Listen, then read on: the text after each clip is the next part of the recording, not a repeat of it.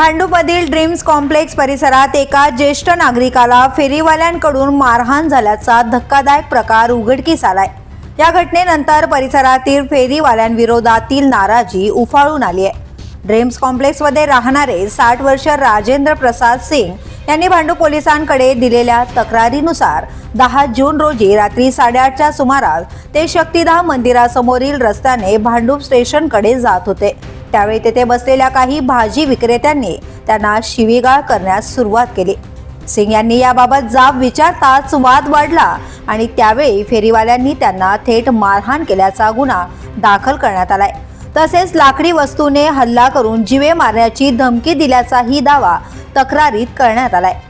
या प्रकरणात अब्बास मुर्तजा शेख, मोहसिन शेख आणि शमउद्दीन शेख यांची नावे तक्रारीत नमूद करण्यात आली असून आरोपींविरोधात विविध कलमान्वये गुन्हा दाखल करण्यात आलाय। दरम्यान या घटनेचे गांभीर्याने दखल घेत पोलिसांनी घटनास्थळी भेट देत परिसराची पाहणी केली।